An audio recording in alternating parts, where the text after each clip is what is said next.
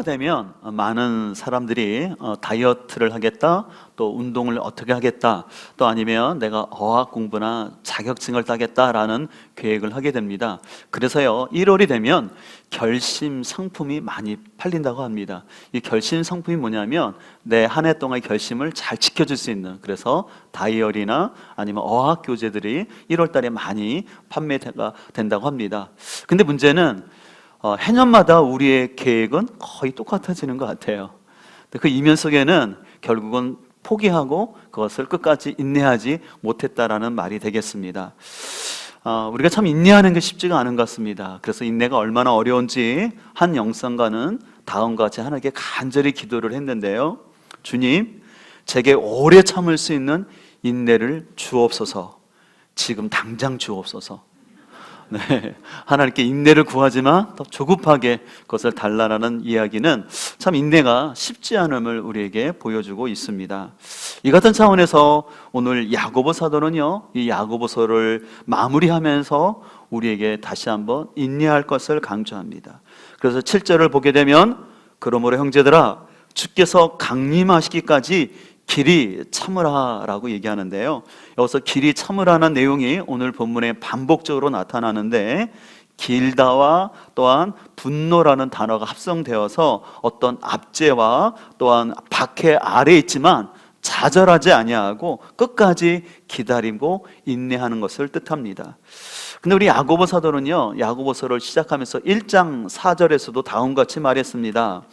인내를 온전히 이루라. 이는 너희로 온전하고 구비하여 조금도 부족함이 없게 하려 합니다 라고 말하면서 오늘 결론에서도 다시 한번 이 인내를 얘기하는 것입니다. 왜 야고보 서도는 야고보 서신을 시작하면서 첫 부분에서도 인내를 얘기했다가 왜 마지막에서도 인내를 얘기할까요? 그만큼 우리 신앙생활 가운데는 인내가 없이는 아름다운 열매를 맺기 어렵기 때문에 그렇습니다. 가만히 보면 우리 신앙생활은요, 사도 바울이 마치 다메섹 도상에서 예수님을 드라마틱하게 만났거나 아니면 또 우리가 한두 번 어떤 성령의 체험이나 또 은혜를 받았다고 다 끝나는 것이 아니라 어떻게 보면 하루하루의 일상이 채워지는 인내의 과정이라고 말할 수 있습니다.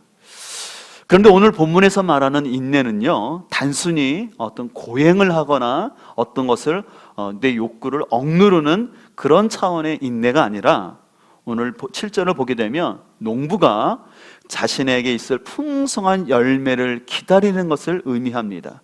그래서 성도에게 있어서 인내는요, 단순히 고행 같은 참음이 아니라 아주 잘 익은 열매를 기다리는 복된 기다림이라고 말할 수 있습니다. 그렇다면 우리가 어떻게 잘 인내할 수 있을지 오늘 야고보 사도를 통해서 주시는 교훈을 함께 살펴보고자 하는데, 우리는 먼저 우리의 정체성을 잘 알아야만 인내할 수 있습니다. 7절을 다시 보게 되면 그러므로 형제들아 라고 시작됩니다. 이 그러므로는 특별히 5장 1절부터 얘기했던 특별히 부한자들과 대비되는 단어입니다. 야고보 사도는요, 앞서서 하나님 없이 재물을 불의하게 쌓고 또한 나누지 않는 그 부한자들을 향하여서 하나님의 강한 심판, 불같은 심판이 있을 것이라고 경고를 했습니다. 근데 이에 반해서 오늘 본문 7절과 9절 또 10절에서는 믿는 성도들을 형제들이라고 호칭을 하면서 아주 애정어린 표현으로 그들을 부르고 있습니다. 여기서 형제는 아델포이라고 하는데, 비록 육체적 피는 나누지는 않았지만 예수님의 거룩한 보혈로 함께 영적 가족된 그 지체들을 말하는 것입니다. 특별히 오늘 본문에 나오고 있는 이 성도들은 믿음의 때문에 흩어져서 굉장히 경제적으로 어려운 가운데 살고 있었습니다. 특별히 앞서서 살펴봤던 것처럼 부자들에게 경제적 착취를 당하면서도 대항하지 않았던 어떻게 보면 굉장히 연약한 모습이었습니다. 그런데 야고보 사도는 이런 형제들을 향하여서 아주 따뜻하게 부르고 있습니다.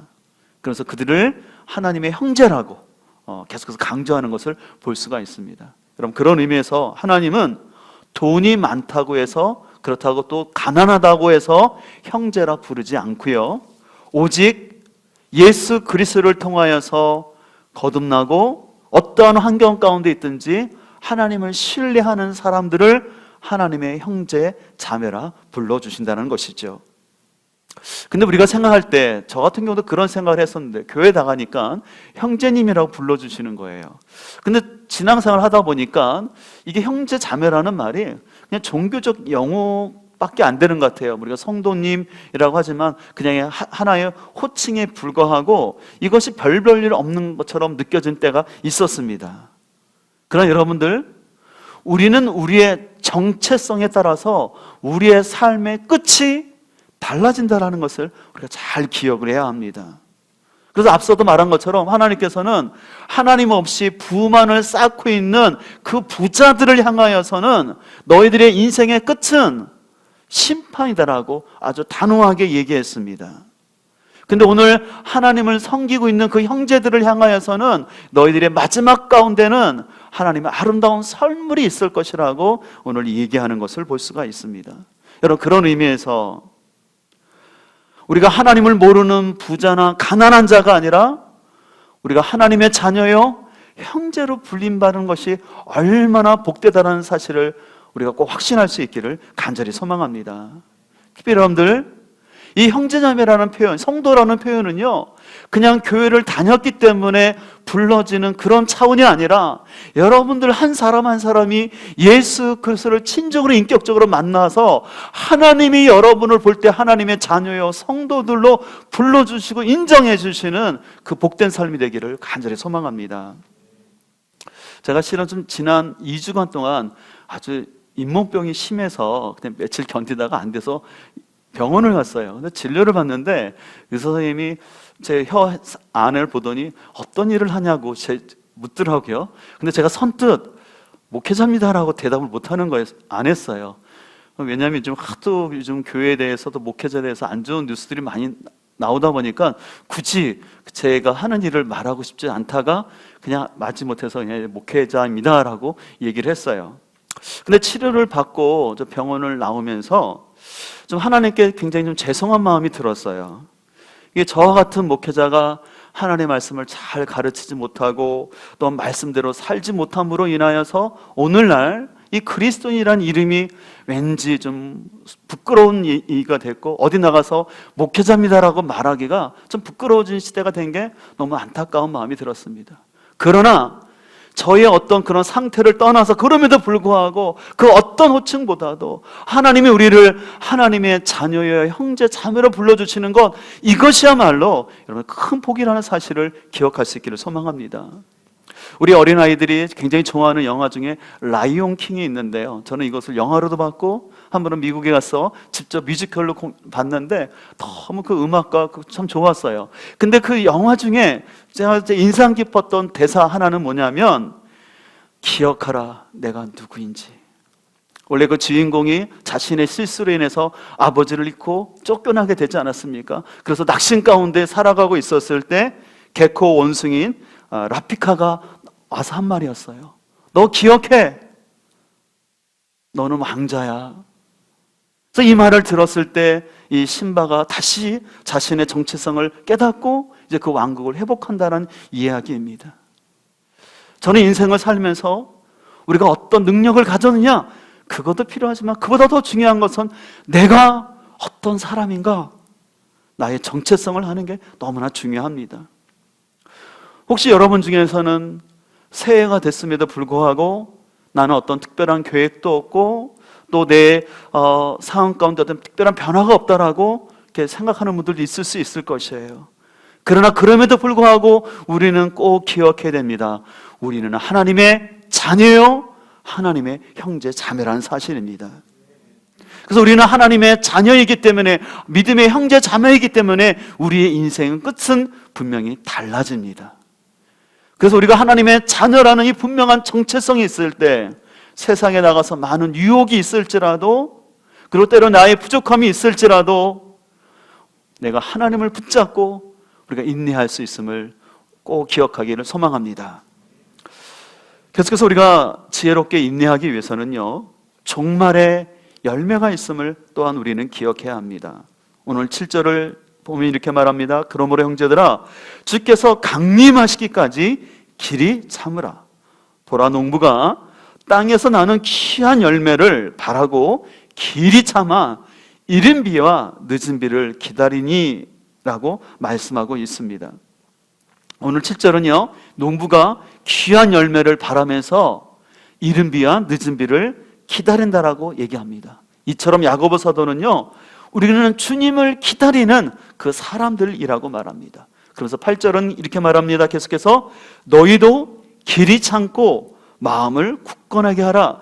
주의 강림이 가까우니라. 형제들아, 서로 원망하지 말라. 그리하여야 심판을 면하리라. 보라, 심판주가 문 밖에 서 계시니라. 오늘 8절과 9절에서도 계속해서 예수님께서 다시 오신다라고 오늘 야고보 사도는 강조합니다. 그래서 여러분, 창세기부터 요한계시록까지 계속해서 강조되고 있는 한 가지 주제는 뭐냐면 이 세상의 끝, 다시면서 종말은 있다라는 것입니다. 특별히 신약 성경에는 이 재림이라는 단어, 예수님이 다시 오신다라는 단어가 318회나 반복되는 것을 볼 수가 있습니다. 근데 우리 중에는요, 어떤 종말이나 이 심판이라는 얘기를 굉장히 불편하게 생각하고 때로는 더 무섭게 생각하는 사람들이 있습니다. 하지만 여러분들, 하나님의 자녀된 우리에게는 종말은 기쁨이고 상급의 시간임을 여러분들이 잘 기억하기를 소망합니다.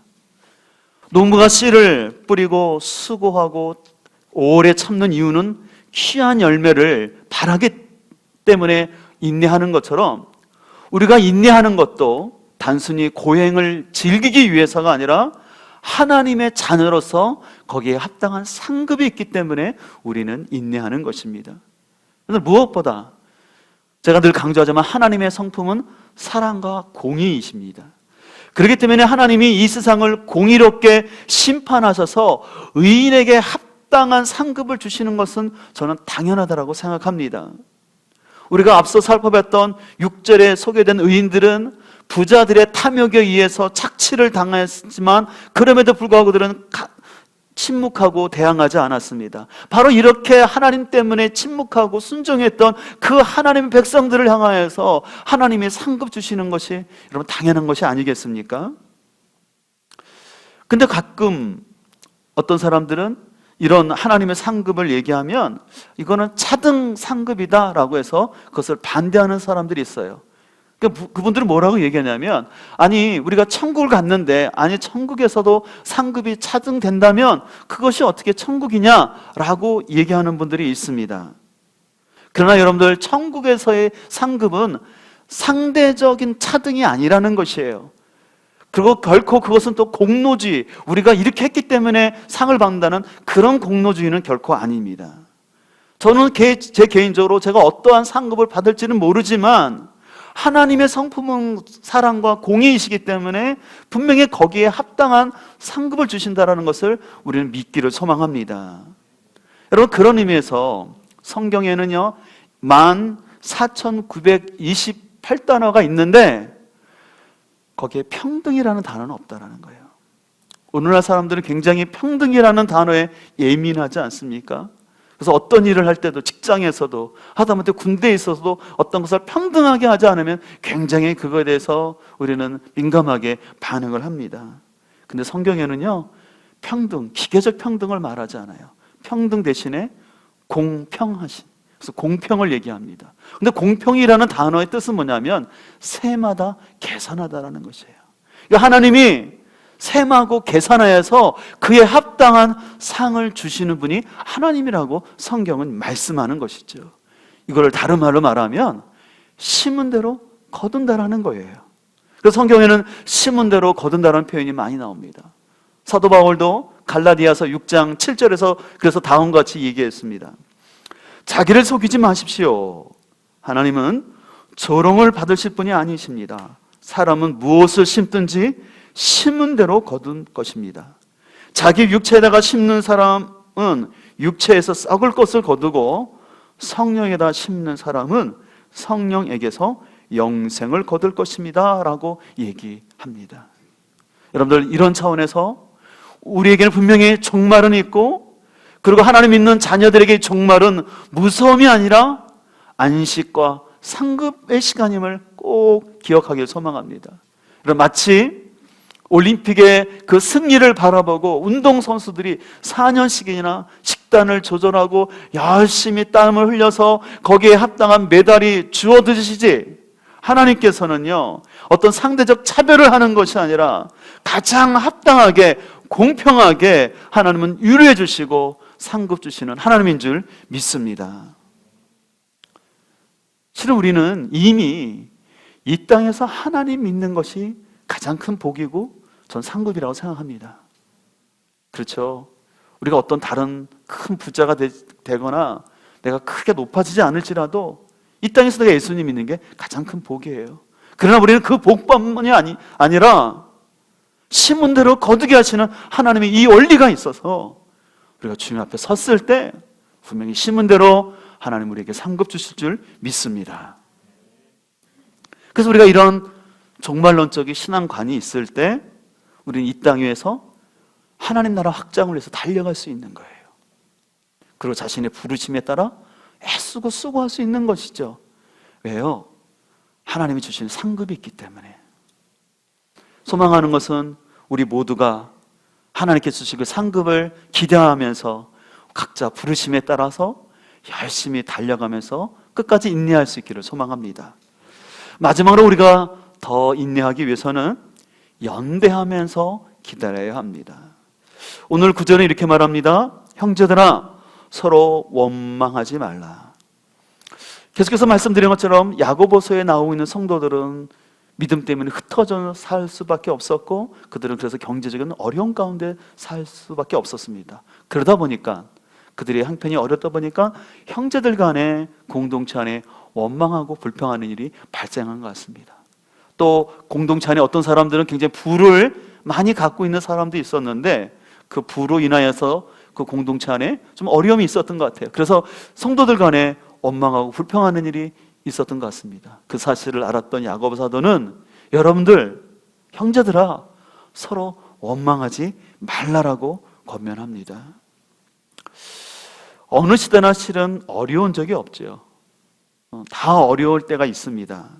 또 그러다 보면 사람들은 자신을 성찰하기보다는 자꾸 희생양을 만들어서 어떤 지도자나 자꾸 국가를 향하여서 원망하고 불평하면서 시간을 보낼 수가 있습니다. 그러나 지혜로운 성도는요 세상이나 다른 사람을 원망하는 것이 아니라 세월을 아끼면서 자신이 해야 할 일을 묵묵히 우선순위를 두고 하는 거예요. 여러분 역사라는 것은 그렇게 한 번에 발전하지가 않아요. 정반합의 원리도 있지만 때로는 발전하는 것 같다가도 후퇴할 때도 있고 또 그런 가운데 오름도 있고 그름도 있어요. 근데 자꾸 혹시 여러분들이 어떤 옳지 않은 거에만 너무 초점을 두고 그걸 바르지 않다라고 또 정의에만 너무 여러분들이 초점을 둬서 자꾸 여러분의 삶을 거기에 원망하지 않으셨으면 좋겠어요. 여러분 역사라는 것은 아까 말한 한 번에 번하는 게 아니에요. 큰 수레바퀴 속에 굴러가는데 중요한 것은 각자의 역할이 있는 거예요. 근데 그 가운데 지혜로운 사람은 뭐냐면 원망과 불평을 하지 않는다라는 것이에요. 그러면서 자신이 해야 될 일을 지혜롭게 하는 것이 필요합니다. 특별히 우리가 신앙생활하면서 특별히 믿는 형제들이 원망과 불평하지 말아야 할 이유는 여러분들이 성경에서도 가르치지만 말은 에너지가 있고 힘이 있어요. 그래서 자꾸 내가 부정적이고 원망하고 불평하면 그 에너지가 나한테 다시 돌아오기 때문에 그것은 결코 지혜롭지 않은 삶입니다. 우리가 인생을 하는 건 길지 않지 않습니까? 긴 시간이 아닌데 내가 누구를 원망하고 탓하면서 내 시간을 보내면 그건 별로 지혜로운 방법이 아니라는 것입니다. 그래서 참된 인내는 세상이 힘들다고 원망하고 불평하면서 사는 사람이 아니라 그 어떤 환경 가운데도 하나님께 초점을 두고 이 상황 속에서 하나님 뜻이 무엇인지 그 가운데 내가 지금 무엇을 해야 되는지를 알고 그것을 성실하게 행하는 사람입니다. 이를 위해서 우리에게 필요한 것은 마음을 굳건하게 하는 것입니다. 그래서 오늘 8절에 이렇게 말합니다. 너희도 길이 참고 마음을 굳건하게 하라라고 말하고 있습니다. 이 굳건하게 하라는 단어는요 받침 지지하다라는 의미로서 이 마음을 강하게 버티고 지지하라는 뜻이 있습니다. 근데 여러분 8절에 나오는 이 굳건하게 하라는 이 단어 원래는요, 이스라엘 백성들이 출애굽했을 때 이스라엘을 뒤에서 치던 아멜렉 족속이 있었어요. 그래서 그 여호수아가 아멜렉과 싸움할 때 여러분 잘 아시는 것처럼 모세가 손을 들면 이기고 내리면 지는 것이었습니다. 근데 그 모세의 팔이 내려오지 않도록 아론과 훌이 옆에서 팔을 붙잡아 줬는데 그 팔을 붙잡아 준 것, 이게 굳게 하다는 뜻이에요. 옆에서 지지해주고 받침 역할을 한다라는 의미가 있습니다. 저는 이 말씀을 묵상하면서 그렇구나, 우리가 인내하는 것은 그냥 단순히 나 혼자서 하는 것이 아니라 믿음의 형제 자매들이 서로 연대하여서 지지해주고 받침 역할을 하면서 인내하는 거구나 라는 그런 깨달음을 갖게 되었습니다. 우리는 흔히 인내하면 당군 신화에 나오는 곰과 호랑이처럼 쓴 그 쑥과 어떤 마늘을 먹으면서 인내하는 것처럼 자꾸 생각을 해요. 또 우리는 불교 문화 속에서 자꾸 인내하면 마치 어떤 종교인들이 몇 년 동안 침묵 수행하고 또 벽면 수용이라 해서 벽만 보고 가만히 있는 것, 그래가지고 마치 사리를 만들어내는 게 종교심이 좋은 것처럼 생각하는데, 우리 기독교는 그런 거 아니에요. 혼자 돌을 닦는 것이 아니라 믿음의 형제들이 서로 바치고 지지하면서 함께 연대하는 것, 이게 참된 인내의 의미가 된다는 것이죠. 그런 의미에서 하나님께서 우리에게 공동체를 주셨고, 특별히 그 더 진밀한 삶을 위해서 목장을 허락해 주신 거예요. 그래서 여러분들 올 한 해 우리가 목장에서 한 가족 된 것이 얼마나 귀한지 모릅니다. 비록 비대면 상황이지만 줌으로도 여러분 함께 목장 예배를 드리시고, 또 전화를 통해서도 여러분들이 함께 연대하고 서로 지지해 줄 수 있기를 소망합니다. 우리는 결코 혼자서 하는 게 아니에요. 그래서 여러분들 할 수 있는 대로 믿음의 지체들과 함께 연대하며 나가길 소망합니다. 저 개인적으로 참 좋아하는 말씀이 있는데, 그것은 이사야 26장 3절 말씀입니다. 주께서 심지가 견고한 자를 평강하고 평강하도록 지키시리니 이는 그가 주를 신뢰함이니이다. 원래 이 말씀은요, 제가 2009년도에 제주 열방대학에 DTS 훈련을 받으러 갔을 때 저에게 주신 약속의 말씀이었어요. 그래서 강당에 딱 들어갔는데 코팅이 돼가지고 이 말씀을 저한테 주신 말씀이었어요. 그래서 이 말씀을 참 평소에 잘 이렇게 조금 알고 있었지만 더 마음이 와닿았습니다. 근데 훈련 받는 중에 저희 기수에 참 좋은 분들도 있었지만 좀 어떤 엮이는 가정에서 또 성장하신 분들로 인하여서 굉장히 좀 학교를 어렵게 하는 분들이 있었어요. 그래서 학교에 좀 많은 어려움들이 생겨서 그 학교를 책임지고 있는 우리 학교장님이 일주일간 안식 주간을 가졌어요. 너무 힘들어가지고 좀 마음을 정리하겠다고 리더십들에게 맡기고 학교를 안 나왔죠. 그러니까 짐작하시죠? 얼마나 힘드시면 학교장이 일주일 동안 학교를 안 나올 정도였는지. 실제로 또 이렇게 렉처 기간을 마치고 이제 전도 여행을 갔는데, 특별히 회에 마치고 국내에 들어왔을 때 저희 팀 안에서도 좀 굉장히 좀 팀 안에서 좀 어렵게 하는 가정이 있었어요. 그래서 하루는 좀 아내랑 좀 얘기하면서 우리가 이걸 좀 이렇게 이분들하고 이걸 해야 되는 건가 심각한 고민도 한 적이 있었어요. 그럼에도 불구하고 저에게 주셨던 그 말씀이 생각나더라고요. 심지가 견고한 자를 평강하게 평가하도록 하나님이 지키시겠다라는 말씀. 그래서 그 말씀과 또 함께하고 있는 또 다른 가정들을 생각하면서 그 시기를 넘자 그걸 잘 극복하고 학교 마쳤고, 또 지금도 12년이 지났지만 저희 기수들이 서로 연락하고 또 잘 지내고 있습니다. 근데 거기서 제가 깨닫는 것은 그 학교 중에 힘들고 어려워서 그냥 학교를 떠난 분들이 있어요. 근데 그런 분들은 우리가 같이 공부를 했지만 졸업생으로서 그 자격이 주어지지 않기 때문에 계속 교제하기 어렵더라고요. 근데 어렵지만 그 과정들을 잘 마친 분들에게는 같은 졸업 동기가 되어서 서로 연락하고 또 지금도 관계를 잘하는 것을 볼 수가 있습니다. 그래서 여러분, 신앙생활이라는 것은 때때로 어려울 때가 많거든요. 그래서 포기하고 싶을 때가 있을 수 있어요. 근데 그때 중요한 것은 우리 주님을 의지하면서 동시에 여러분 주위에 있는 믿음의 지체들과 함께 연대함으로 이 고난의 시간들을 여러분 잘 인내하며 나아가길 소망합니다. 그래서 결국 저 역시도 제 짧은 삶 속에서 또 제 목회 가운데서 깨닫는 것은 결국 신앙은 기다림이요 인내구나. 특별히 여러분들 여러분 자신을 향해서도 기다리고 인내하셨으면 좋겠습니다. 나는 이것밖에 안 돼. 나는 이렇게 가치가 없어 라고 결코 좌절하지 마시고요. 하나님이 포기하지 않는 이상 어떤 인생도 포기할 수가 없습니다. 여러분 자신을 향해서 인내하시길 소망합니다. 더 나아가서는 때로는 여러분들 목장 안에 또 공동체 안에 여러분을 힘들게 하고 여러분과 안 맞는 분이 있을지라도 또 그분들을 통해서 하나님이 나를 훈련시켜서 나에게 더 큰 상급을 주시려는 또 하나님의 섭리가 있음을 믿음으로 해석하시면서 인내하며 나가기를 소망합니다. 그래서 오늘 5장 11절은 이렇게 말합니다. 보라, 인내하는 자를 우리가 복되다 하리니. 잘 보세요. 포기하는 자가 아니라 인내하는 자를 하나님이 복되다라는 거예요. 그래서 너희가 욥의 인내를 들었고라고 얘기합니다. 여러분 욥의 고난을 아시죠? 근데 그 욥은 고난 가운데 그 친구들이 여러 말 속에 실은 욥도 때로는 짜증도 내고 또 하나님을 향해서 좀 불편한 마음도 갖고 있었던 것이 사실이었습니다. 그러나 그럼에도 불구하고 하나님은 욥을 끝까지 붙잡고 인도해 주심으로 인하여 그의 말년에 더 복되게 그의 삶을 회복했다는 것을 우리는 잘 알 수 있습니다. 그렇습니다. 오늘 하나님께서는 11절 마지막 절에 있는 것처럼 우리 주는 가장 자비하시고 긍휼히 하신 하나님이기 때문에 우리의 삶을 하나님의 긍휼과 자비로 계속해서 이끌어 주심을 여러분들이 바라볼 수 있기를 소망합니다.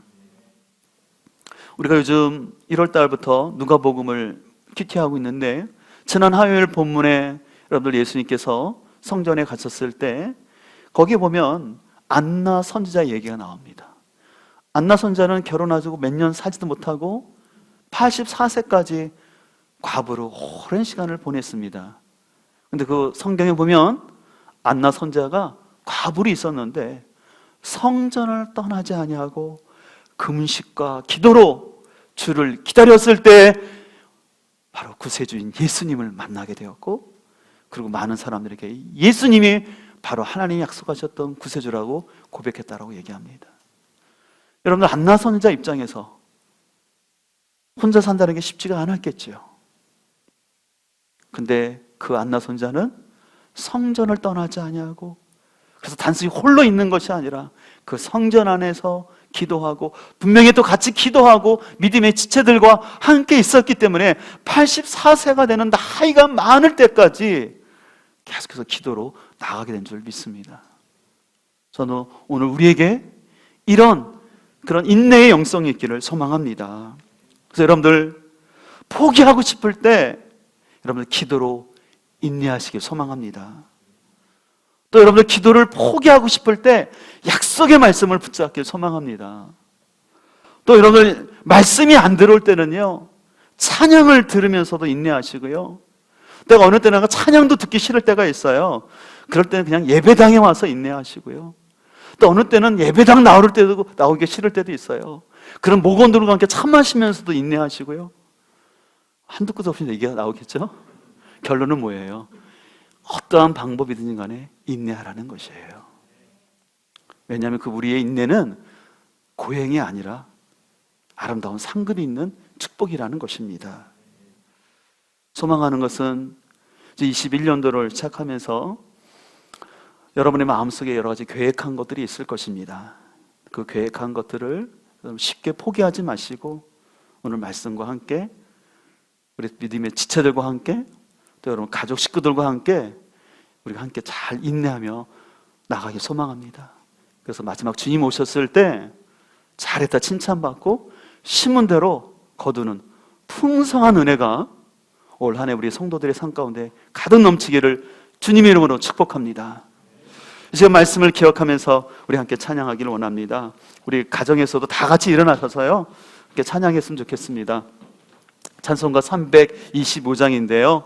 예수가 함께 계시니 시험이 오나 겁없네. 우리 인생의 때때로 시험이 온다 할지라도 우리 예수님이 함께 계심을 믿고 우리가 주님을 위해 살아가길 소망합니다.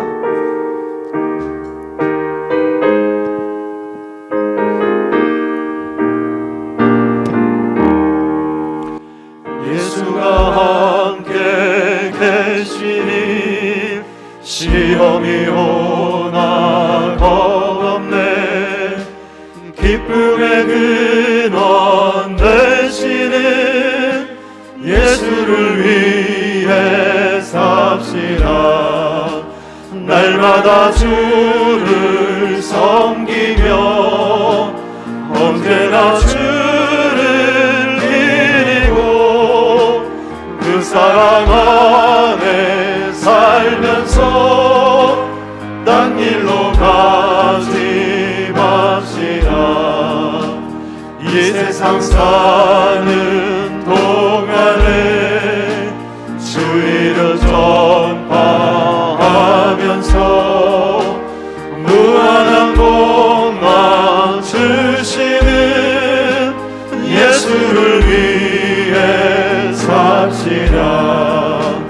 날마다 주를 섬기며 언제나 주를 드리고 그 사랑 안에 살면서 딴 길로 가 이 세상 친구 없어도 이 세상 친구 없어도 예수는 나의 불의한 일을 버리고 불의한 일을 버리고 예수를 위해 삽시다.